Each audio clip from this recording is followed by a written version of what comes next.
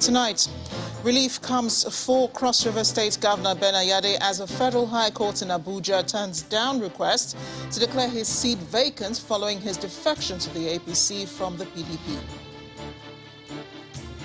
Nobel laureate Professor Soyinka slams politicians over defection, says federal government needs help to tackle insecurity and other challenges facing the country. The president seeks increase in provision for petrol subsidy for 2022 from 442 billion naira to 4 trillion naira, writes House of Representatives for a review of the 2022 fiscal framework.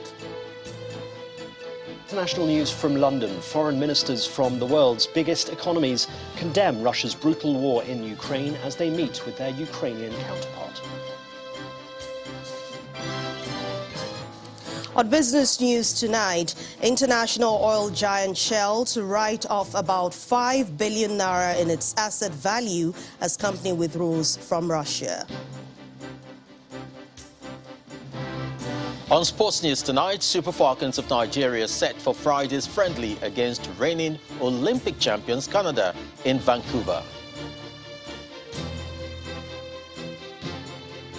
And from Abuja, another victim of the recent attack on a Kaduna-bound train dies from gunshot wounds sustained during the incident. Clerics take to the streets of Kaduna to protest against insecurity. The Federal High Court sitting in Abuja has refused to declare Governor of Cross River State Ben Ayade's seat vacant, sitting judgment of the Court of Appeal in Enugu on April 1st, citing judgment of the Court of Appeal in Enugu on April 1st, 2022. The defection is not a ground for the removal of the governor from office. In a judgment delivered by Justice Taiwo, the court held that the removal of a sitting governor and his deputy governor can only be in line with constitutional provisions, noting that the judiciary lacks the powers to remove an elected officer. He, however, agreed that defection from a winning party to a losing one is immoral and improper.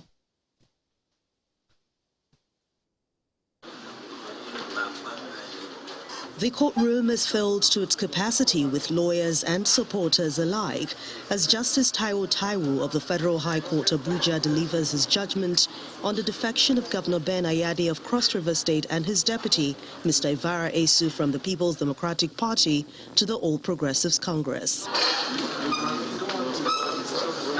After a series of adjournments, the trial judge finally announces his verdict: that the court has no power to declare the governor's seat vacant, a job he says belongs to the legislature. He adds that the Electoral Act does not particularly state what happens if a candidate defects from a party that sponsored the winner of an office to another.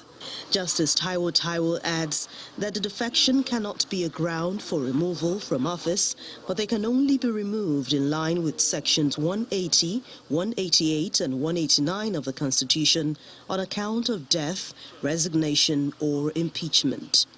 He, however, agrees that defection from a winning party to a losing one is not proper. Members of Assembly and members of the National Assembly are governed by Section 68, subsection 1G, and Section 109, subsection 1G. Even then, what the Court of Appeal, Enugu Judicial Division, heard last week is that even at that, it is not the function of a court to remove them from office, to sack them. The function of the court is to order a by-election. And that in terms of the removal of a governor or deputy, just like president and vice president, as decided by the Supreme Court, the apex court of the land, the highest court of the land, in all laws and all legal matters, the Supreme Court had decided in that article's case that defection by president or vice president, and of course by parity, governor and deputy governor, is not one of the grounds permitted by the Constitution to remove a governor who has been sworn in, who has taken the oath of office and oath of allegiance, as held by the same Supreme Court in Marwa versus Nyako. The People's Democratic Party had taken the governor and his deputy to court, seeking an order directing them to vacate their seats over their defection to the APC. In another legal matter, Federal High Court in Abuja has discharged and acquitted former Minister of Interior Abba Moro in respect of the charges of fraud arising from the conduct of the botched Nigerian Immigration Service recruitment exercise in 2014. Justice Dingba had in 2020 quashed 7 out of the 11-count charge against Abba Moro and his co-defendants following a no-case submission, and in a judgment exonerated the former minister and a former director in the ministry, Mr. Femi Alayebami, in remaining 4 counts. In dismissing the charges against Abba Moro, the court held that he was neither a member of the tenders board nor member of the committee that recommended the setting of the e-recruitment portal for the exercise when he was minister. He held that the prosecution could not prove how the minister abused his office and found him not guilty of the charges preferred against him. However, the judge convicted Abba Moro's co-defendant, a former permanent secretary at the Ministry of Interior, Anastasia Daniel Warbia. While convicting her, the judge held that as the accounting officer of the ministry, she was responsible for ensuring that award of contracts were done in compliance with the Public Procurement Act, and having found that there was no approval from the Bureau of Public Procurement before inviting the 4 companies, found her guilty. The judge, however, deferred her sentencing to April 22nd. The president is asking for an increase in the provision of petrol subsidy for 2022 from 442.72 billion naira to 4 trillion naira. This among the requests contained in a letter by President Muhammadu Buhari to the House of Representatives seeking a review of the 2022 fiscal framework. According to the president, developments such as spikes in global oil prices, lower production volume have necessitated the revision. The president is therefore asking for a reduction in projected oil production volume from 1.88 million barrels per day to 1.6 million. President Buhari says the decision to suspend the removal of petrol subsidy amid high global oil prices has elevated this subsidy cost and eroded government revenues. Meanwhile, the president is urging the new national chairman of the All Progressives Congress, Senator Abdullahi Adamu, to be fair and firm in the discharge of his duties. President Buhari gave this charge when he received the APC chairman in the State House, where he pledged commitment to entrenching democratic principles in the nation's politics and governance. Senator Adamu was accompanied on the visit by the former acting national chairman of the Caretaker Convention Committee and Governor of Yobe State, Maimela Buni. Speaking to State House correspondents after the visit, Senator Adamu said all options are available for the choice of a flag bearer for the APC when the party holds its primaries ahead of the 2023 general elections. Direct primaries, indirect, and consensus. The party has a choice which of these paths it will take. Since the history of democracy in this country, First Republic, Second Republic, up to where we are today, I don't remember any convention the size we held. I don't remember any convention that there were misgivings about the possibility of his success than this one. We came out clean, and we thought the leadership that Mr. President provided the party has made all this possible. So I came with my predecessor to come and touch base with Mr. President and to, with gratitude, inform him that we have fully handed over. I'm in charge of this party, and by the grace of God, we will be honest. We will take the trust that is thrust on us with every seriousness and every sense of patriotism. You know, our preparations for the forthcoming election, we have to inform him this is what our thinkings are, and the party, in what way are we trying to reform the party the best we can so that the party can tick and prepare itself for the forthcoming election. These are some of the things that are very fundamental to the life of any party, preparatory to the general election that we're facing. Staying with political matters, the ruling All Progressives Congress says women seeking the nomination of the party ahead of the primary elections will not pay any fees for the nomination forms. The party's women leader, Mrs. Betty Edu, stated this while briefing newsmen at the party secretariat in Abuja. She also thanked the chairman and other executives of the party for not objecting to the proposal to allow women obtain nomination forms for free. We want to make strong statements that we stand by inclusion, mainstreaming for women. The party has gone ahead to approve that women will be running with a free nomination form on our own platform. Before we jump, they have thrown the ball to our court. Before now, we have women say we cannot afford the forms. We are vulnerable, we are weak, we are unable to. Now you have been given the highest platform with the greatest chance of emerging as a winner of an election, because you will be running on the ticket of a ruling party. And not just a ruling party, a party that has performed, a party that is gender sensitive, a party that has provided welfare for Nigerians, a party that is ready to mainstream women. You will be running on the ticket of that party. As the road to 2023 gathers momentum, the People's Democratic Party in Ogun State has formally received a governorship aspirant, Mr. Jimmy Lawal, and his supporters into its fold. At a public ceremony held at the Ake Palace grounds in Abuja, the Ogun State capital, officers of the PDP were on hand to give Mr. Lawal his membership card. Mr. Lawal also used the occasion to intimate the people about his 5-point manifesto, which includes economic recovery and education development.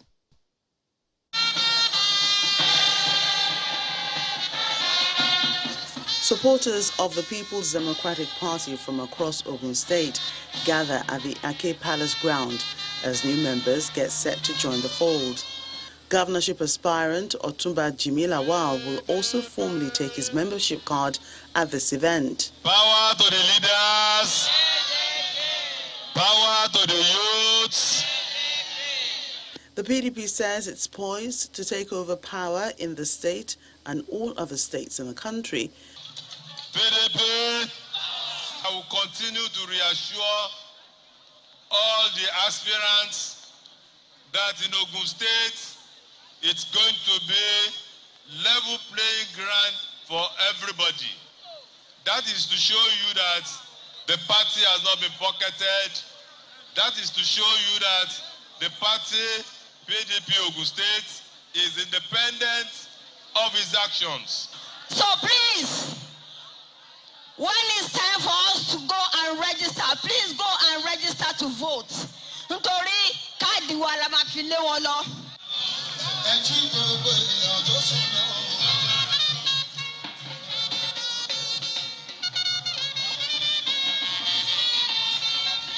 Shortly after, Otumba Jimmy Lawal is formally admitted into the PDP family.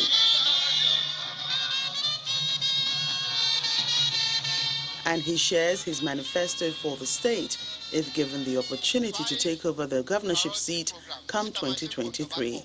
But 5 priority programs. The first one is economic development. Second is human capital development.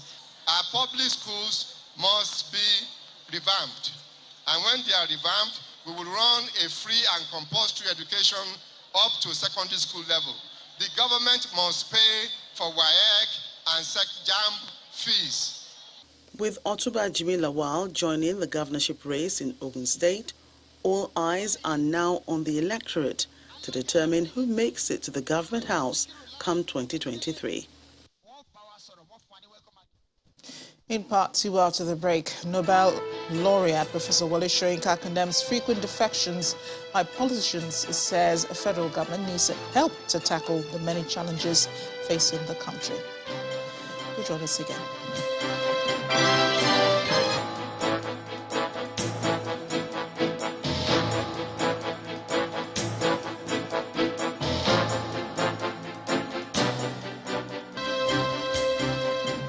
Welcome back. If it has joined us, you're watching the news at 10 live on Channels Television Lagos.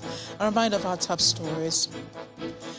Relief comes for Cross River State Governor Ben Ayade as a federal high court in Abuja turns down request to declare his seat vacant following his defection to the APC from the PDP. Nobel laureate Professor Soyinka slams politicians over defection, says federal government needs help to tackle insecurity and other challenges facing the country. The president seeks increase in provision for petrol subsidy for 2022 from 442 billion naira to 4 trillion naira, writes House of Representatives for a review of the 2022 fiscal framework. And foreign ministers of the G7 condemn Russia's war in Ukraine.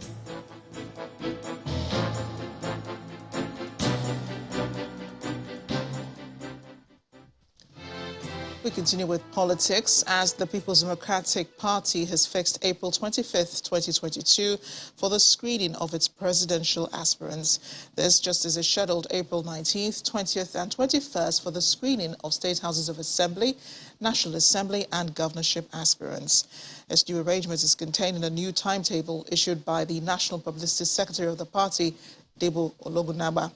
The party has further extended the closing dates for the purchase and submission of expression of interest and nomination forms for the 2023 general elections.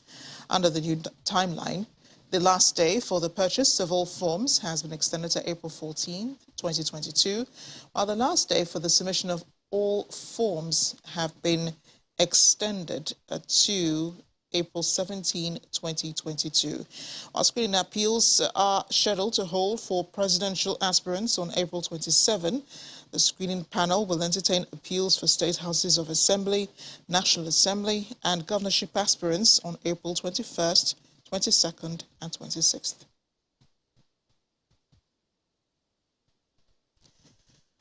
Nobel laureate Professor Soyinka has taken a swipe at politicians for defecting from one party to another, making it difficult to distinguish between the major parties. Professor Soyinka, who was speaking during a press conference in Lagos, raised doubt about his participation in the 2023 general elections. He challenged the country's youth to mobilize and initiate a change process that will lead to the emergence of the desired leader, which they failed to achieve in 2015. I've just decided that I will take a ringside seat on the coming elections. You see, the situation is so, not confused, no, it's quite clear to some extent, but at the same time it's turbid in the sense that, oh, look at the two major parties. There's been such crossing over from one rivulet to another, each crossing having its own purpose. That is getting very difficult to even distinguish between the two major parties. And, unfortunately, the youth of this nation don't seem to want to take their destiny in their own hands. In other words, if you remember, during the last elections, we encouraged the youth to mobilize, get a consensus candidate, and, of course, capable, not just youthful, not youth for youth's sake, but a really effective and potentially effective leader, and present that candidate to us. Well, they failed to do that, and I have a fear that the same thing will happen this year. So very likely, all I'll do is take French leave of the elections and just watch the results. The Nobel laureate has described the current administration as one needing help to combat the spate of insecurity in the country, blaming the current situation on a number of factors, including alleged misappropriation of allocations for security. This presidency, this government needs help. It no longer can cope. And not just now. It's been going on for years. And I don't know that really it's just that the citizens of this country should live under such a cloud, such uncertainty. Get up in the morning, you don't know if you get back at night. But of course the problem hasn't just begun. That's what I want everybody to understand. There has been laxity, there's been tolerance of impunity, in fact, the encouragement of impunity. There's been the compromise even within the judiciary so that cases are not solved in time and seem to be solved very objectively. There's been, of course, the thieving of money, funds intended for the military to combat insurgency, whether of the religious or the secular kind, known as banditry. So it's a multi-level situation, and it did not begin just now. If we don't keep stressing that, we'll never get to the root of the problem or find effective ways of not only tackling but eradicating the problem. So it's an old sore which has now gone gangrenous. We're in a number of states where some persons today attacked the Agwata local government area headquarters. The attack was said to have begun in the afternoon when the council headquarters was set on fire by attackers who are believed to be the same people that attacked the market and the council earlier.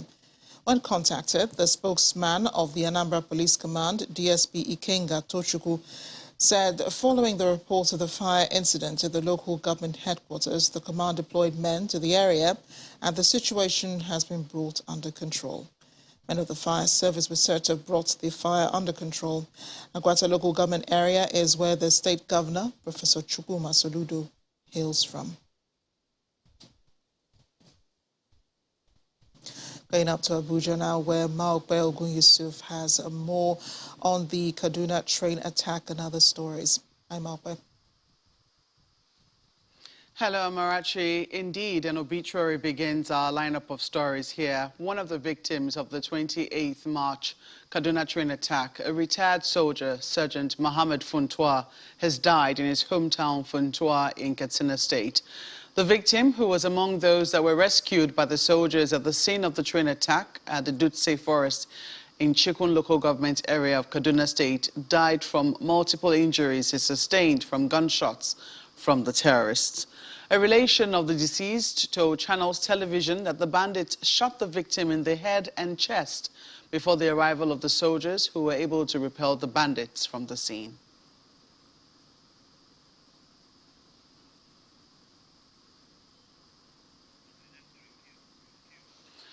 Meanwhile, in Kaduna State today, a group of pastors under the umbrella of Interfaith Alliance staged a peaceful protest against the incessant attacks and killings by bandits in various parts of the state, with a call on the federal government to step up action. The religious leaders who marched through the major roads of Kaduna metropolis with placards say although the security forces are trying their best in the fight against banditry and terrorism, they need to do more.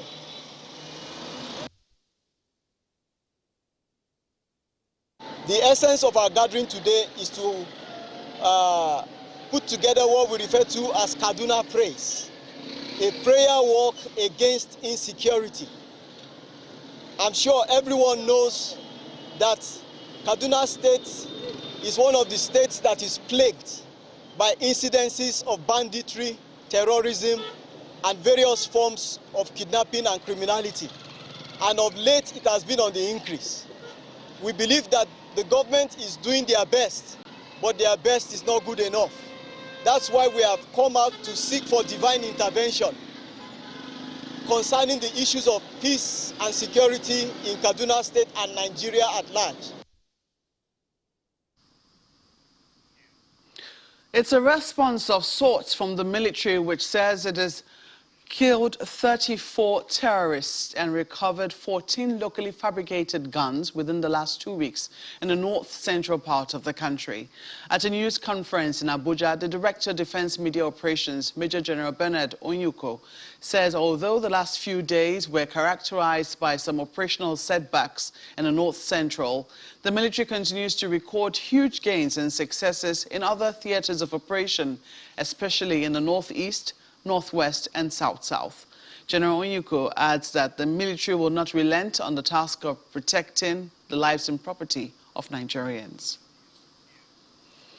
And staying with security, as part of efforts to enhance maritime safety in the Gulf of Guinea, the European Union Maritime Security Mission, led by the Senior Coordinator for Gulf of Guinea, Nicholas Belanga, has visited the Flag Officer commanding the Western Naval Command, Rear Admiral Yakubu Wambai, at the first ever joint event on strengthening Nigeria-EU cooperation on maritime security. He says the purpose of their visit is to complement the Nigerian Navy's efforts.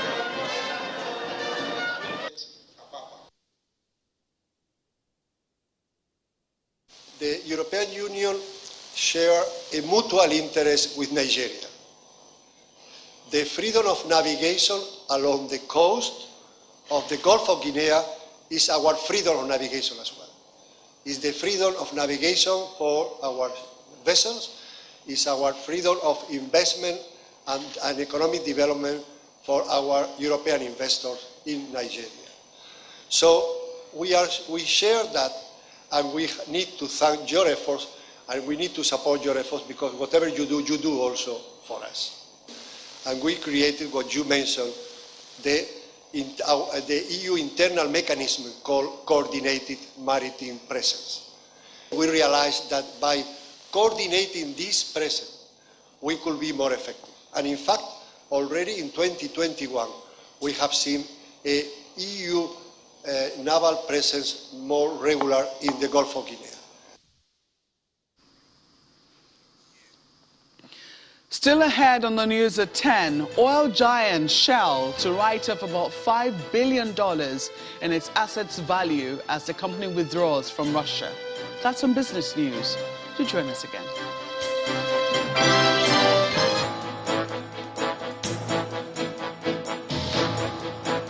Welcome back to the news at 10.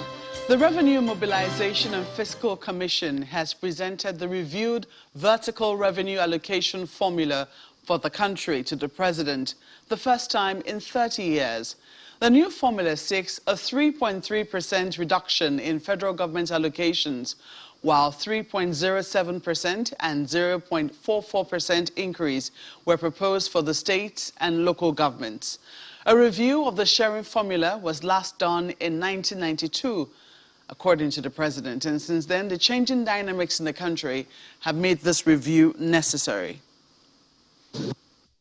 With regards to the social funds, an increase of 0.2% for the Federal Capital Territory and a decrease of 0.38% for development of natural resources are being proposed. As you are aware, the federal government also made its input into the process of reviewing the vertical revenue allocation formula based on existing constitutional provisions for roles and responsibilities for the different tiers of government. We must note the increasing visibility in subnational level responsibilities due to weaknesses at the level, for example, A, primary health care, B, basic primary education, and C, levels of insecurity, and D, increased remittances to state and local government through the value-added tax sharing formula, where the federal government has only 15% and the state and local government share 50% and 35% respectively. Well, certainly some welcome news for the state, Amara. What say you? Well, good news indeed. We could do with some of that tonight, right? Thanks, Mark. Here in Lagos, we're in Ogun State, however, where the government has launched a strategic transport master plan and unveiled the mass transit bus scheme. According to the state governor, Dapo Abiodun, the scheme provides 20 internet and Wi-Fi enabled buses, which are projected to improve quality of life by reducing travel time and curb greenhouse emissions. The governor added that the plan will improve multimodal accessibility and connectivity to planned economic development clusters across the state. Transportation is one of the 5 pillars of the Dapo Abiodun's administration as governor of Ogun State. His strategy of repositioning that sector is through the Strategic Transport Master Plan. The unveiling is what has brought these people together in Abeokuta, the state capital. Governor Abiodun and members of his cabinet are hosting former President Olusegun Obasanjo, Minister of Transportation, former governor of the state, among other dignitaries.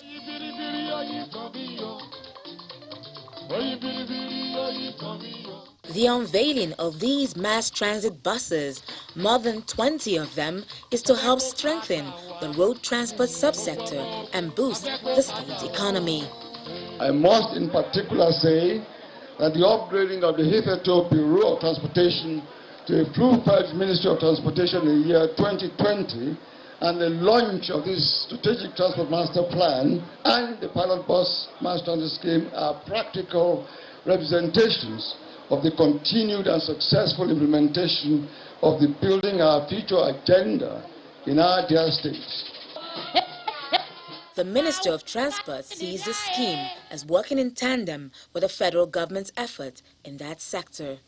Having looked at what I have seen here, and I think you've done well. Today, you've done what I do to myself.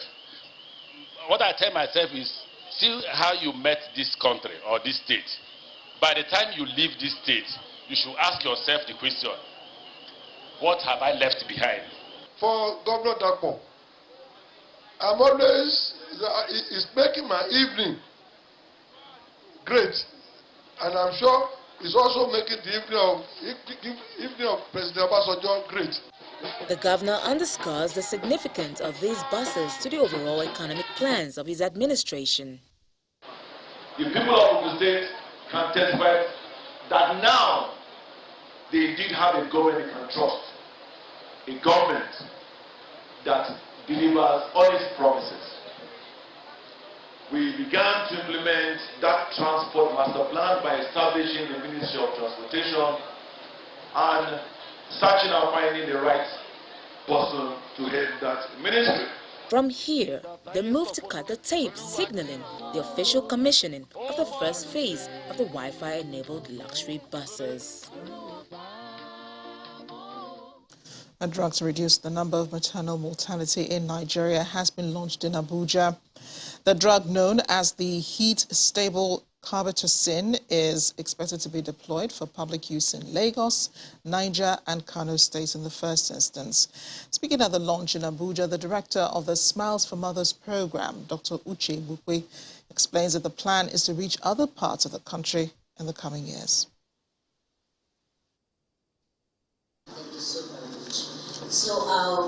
April 7th of every year is World Health Day, and these stakeholders in maternal care have chosen to mark the day by unveiling the heat-stable carbetocin, a drug used to control bleeding after giving birth.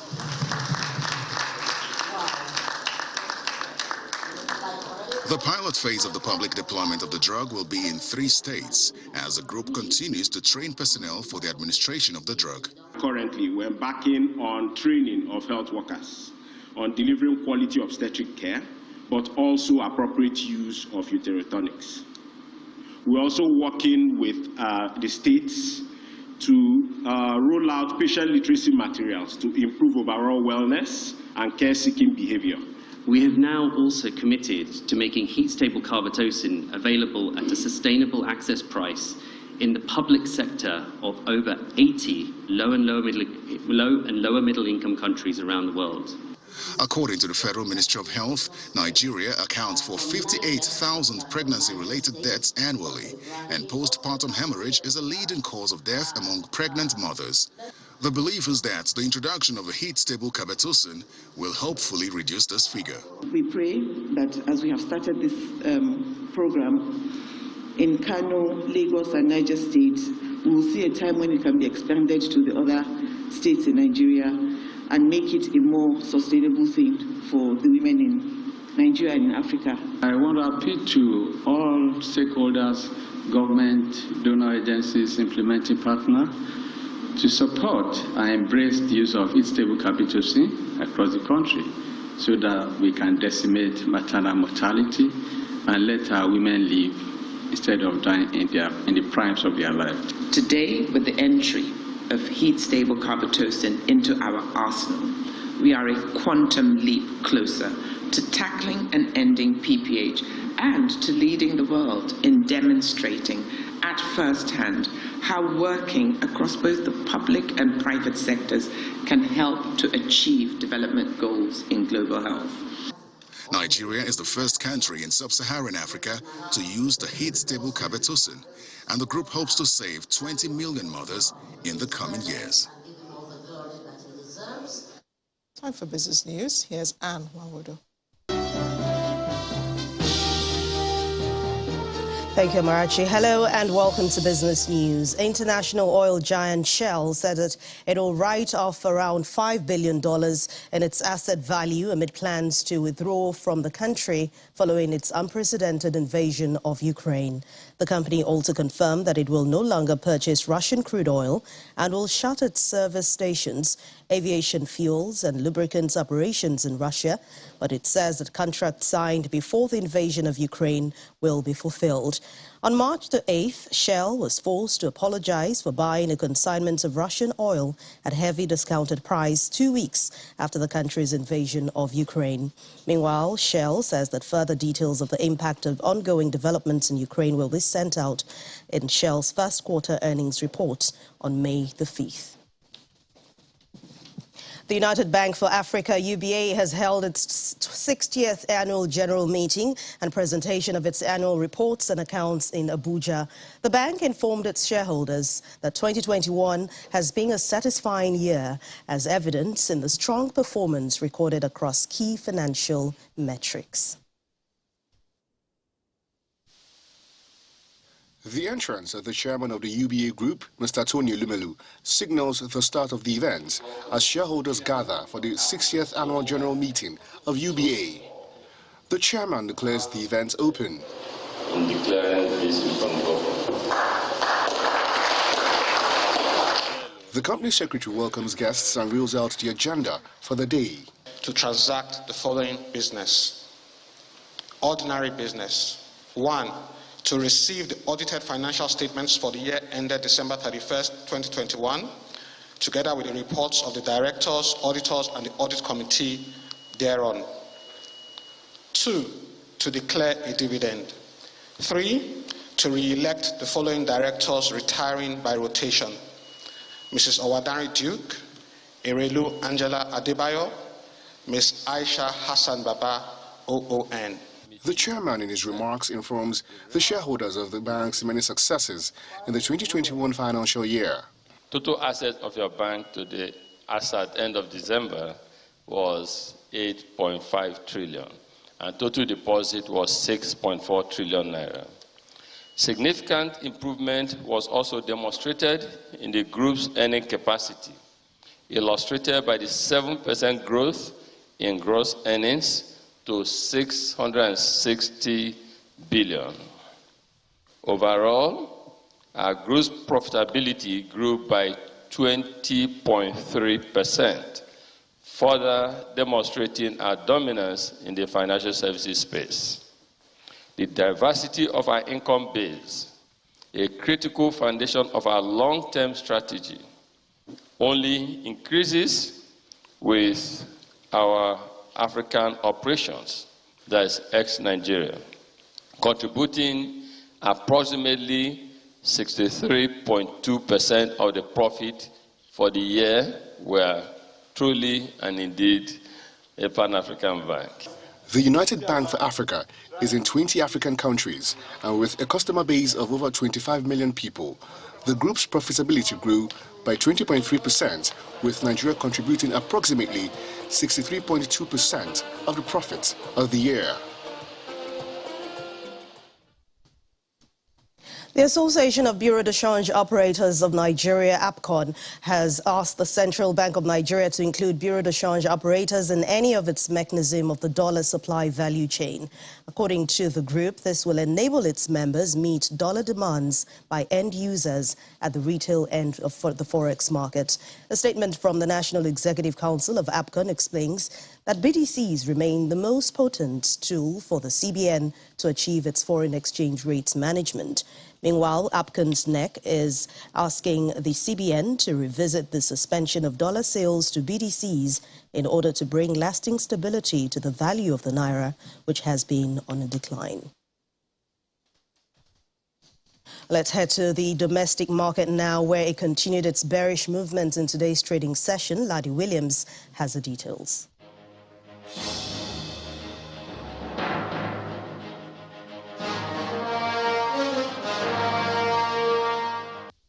Hello and welcome to the Stock Market Report. Well, the green we saw at intraday couldn't last at the end of the trading session, with the local bourse down almost 0.5%. That move wiped about 120 billion naira from the market cap as profit-taking continued today. Check out the activity chart. It's mostly red with about 4,711 deals. We also see Cornell there adding about 9% to its share price, topping the gainers counter and bumping the oil and gas index up 0.39%. But other sectors we track, like the banking and consumer goods, are down, while Veritas Capital led the losers counter, down about 8%. Also see UACN and Transco Hotel on that counter. Well, it's been more of a bearish week. Let's see if we can close in the green tomorrow. And that's the Stock Market Report. I'm Ladi Williams. It's back to you.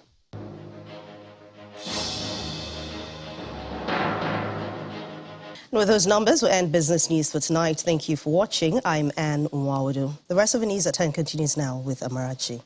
Thanks a lot, Anne. The Federal High Court says there will be no more media coverage for cases bordering on terrorism.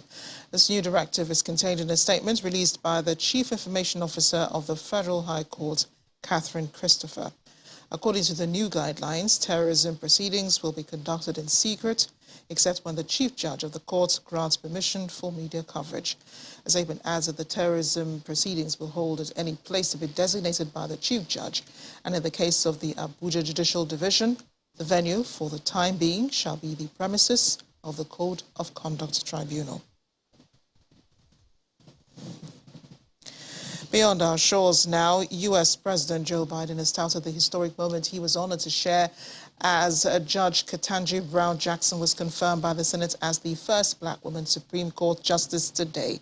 Posting a photo of the two together, the Senate voted to confirm Judge Ketanji Brown Jackson as the first black woman Supreme Court Justice. But Jackson will not be on the bench quite yet. She will not be sworn in until after Justice Stephen Breyer retires. Meanwhile, the UN General Assembly today voted to suspend Russia from the United Nations Human Rights Council today. It comes as foreign ministers of the G7 condemned Russia's war in Ukraine. Simon Pusey has more in Around the World in 5. Good evening and welcome to the Channel Studios here in London with your international news around the world in 5. Foreign ministers from the world's largest economies have condemned Russia's brutal war in Ukraine after meeting with their Ukrainian counterpart. A special meeting because...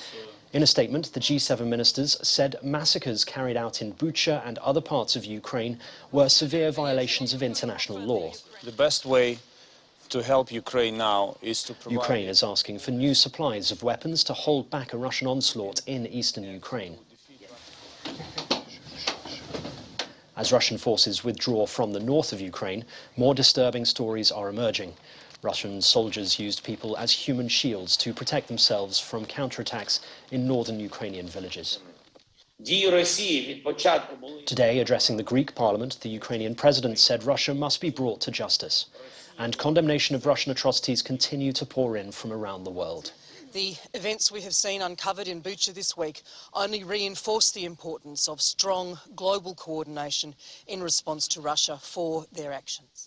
South Korea's port city Busan staged drone performances to show a message of solidarity with Ukraine.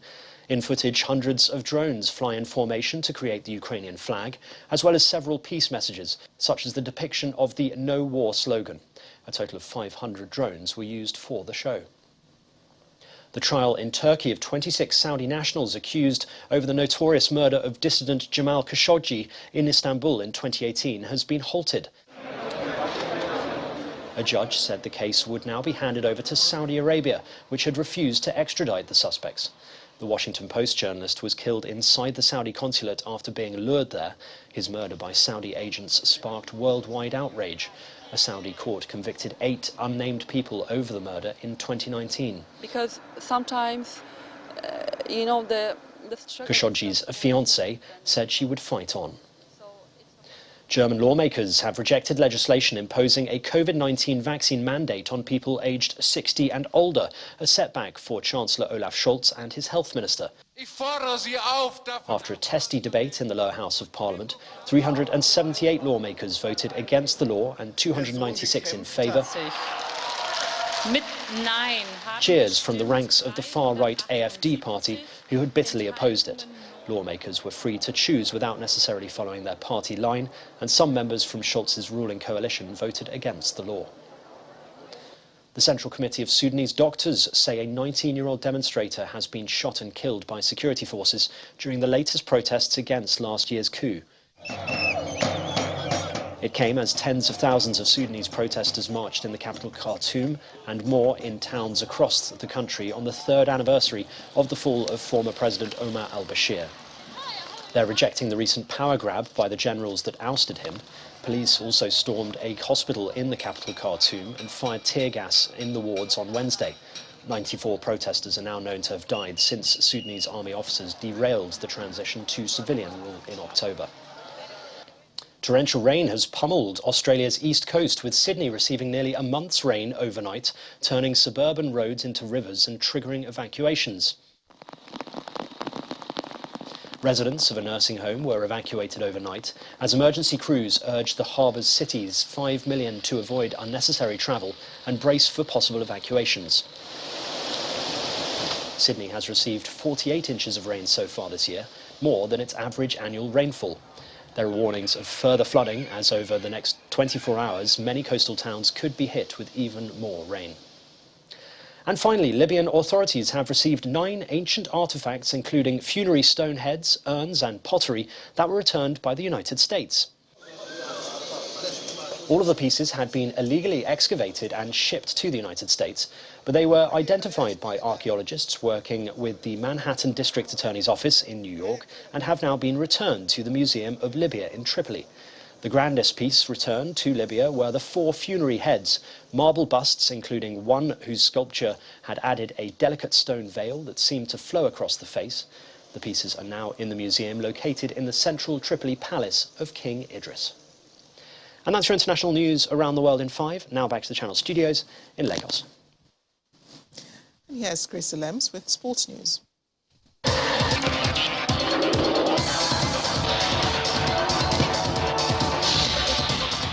Thank you, Amarachi. Welcome to Sports News. All is now set for Friday's international friendly between nighttime African champions, the Super Falcons of Nigeria, and reigning Olympic champions, Canada, in Vancouver.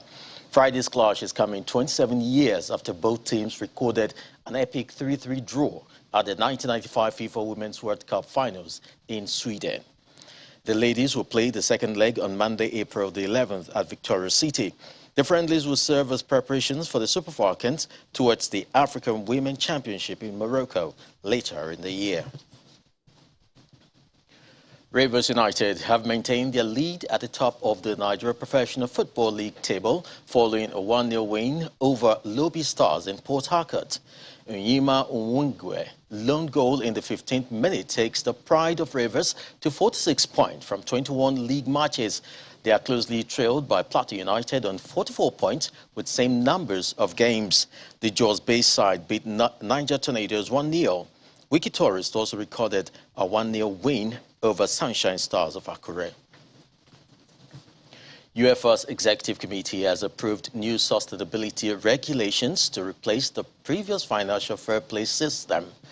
UEFA President Alexander Seferin says a new squad cost rule will limit spending on wages, transfer and agent fees to 70% of a club's revenue, with that figure reached after a 3-year gradual change. We got support from all the stakeholders, the leagues, clubs, and of course members of the executive committee, which is a very good sign. UEFA's first financial regulations, introduced in 2010, served their primary purpose, and they helped pull European football finances back on track.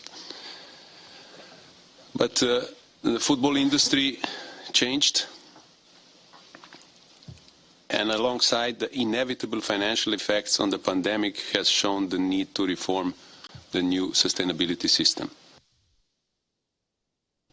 Atalanta and RB Leipzig couldn't be separated in the first leg of the Europa League quarter-final as a highly entertaining game at the RB Arena ended 1-1 draw this evening.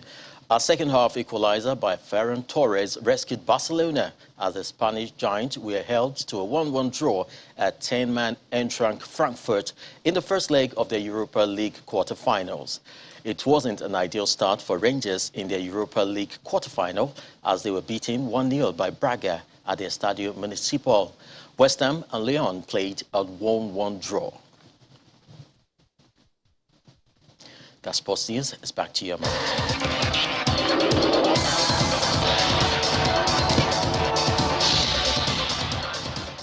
Thanks a lot, Chris. And the main news again. The Federal High Court Abuja today turned down the request by the PDP to declare the seat of the Cross River State Governor, Professor Benayade, vacant following his defection from the PDP to the APC.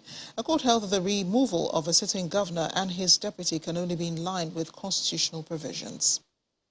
Also today, Nobel laureate Professor Soyinka slammed politicians over defection, just as he said federal government needs help to tackle insecurity and other challenges facing the country.